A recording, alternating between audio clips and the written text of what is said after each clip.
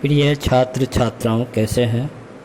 मैं डॉक्टर धर्मेंद्र कुमाराम, सहायक प्राचार्य इतिहास लक्ष्मी नारायण, रामेश्वर संस्कृत महाविद्यालय, जयदेवपट्टी, दरभंगा।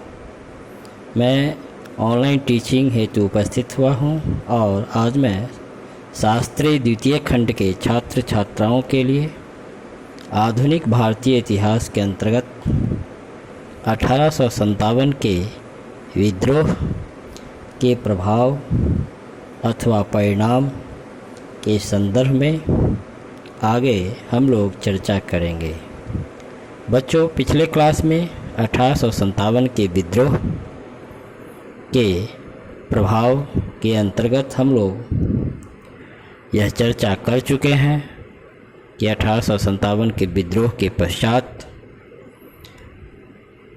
प्रशासन के क्षेत्र में महत्वपूर्ण जो परिवर्तन हुए वह यह था कि अब अंग्रेजी ईस्ट इंडिया कंपनी का शासन भारत सरकार अधिनियम 1858 अथवा गवर्नमेंट इंडिया एक्ट ऑफ 1858 के तहत अंग्रेजी ईस्ट इंडिया कंपनी के शासन को समाप्त कर अब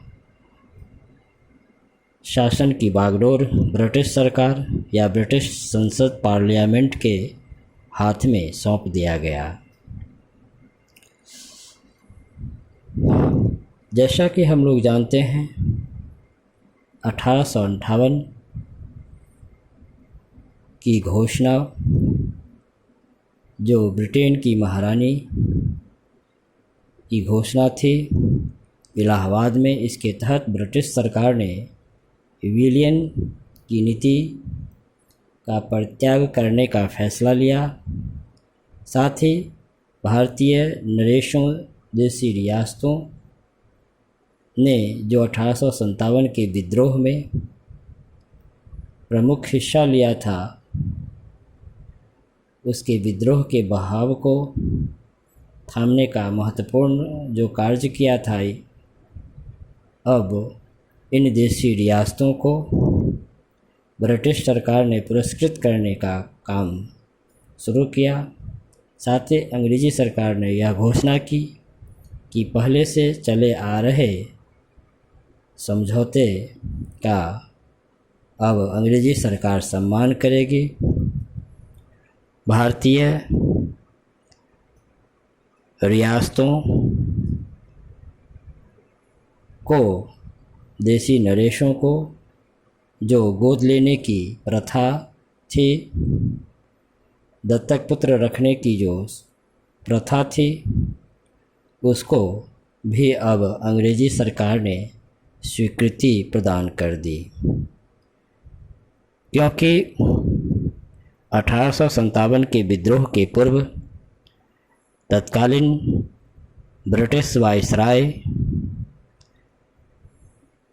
तथा गवर्नर जनरल लॉर्ड डलहौजी ने अपनी साम्राज्यवादी नीति के तहत गोद लेने की प्रथा या डॉक्ट्रिन ऑफ लैप्स के तहत भारतीय देशी नरेशों रियासतों को दत्तक पुत्र रखने पर प्रतिबंध लगा दिया और ऐसे में उसके राज्य को ब्रिटिश साम्राज्य में मिला लिया जाता था। 1857 के विद्रोह के पश्चात अंग्रेजी सरकार ने गोद लेने की जो प्रथा थी उसको फिर से स्वीकृति प्रदान कर दी। इस प्रकार सामंतवादी और प्रतिक्रियावादी जो तत्व थे वह ब्रिटिश साम्राज्यवाद के विशेष कृपा पात्र बन गए। जैसा कि हम लोग जानते हैं, 1857 के विद्रोह के लिए मुख्य रूप से भारतीय सेना ही उत्तरदायी थी। अतः अब सेना का विभाजन कर दिया गया और उसका विभाजन और प्रतितोलन की नीति पर सेना का पुनर्गठन किया गया। इसके साथ ही यूरोपीय तथा भारतीय सैनिकों का अनुपात 1:2 कर दिया गया। सेना और तोपखाने पर मुख्य रूप से केवल यूरोपियों का ही नियंत्रण कर दिया गया। तो बच्चों, आज हम लोग 1857 के विद्रोह के प्रभाव के अंतर्गत जानकारी प्राप्त किए। धन्यवाद।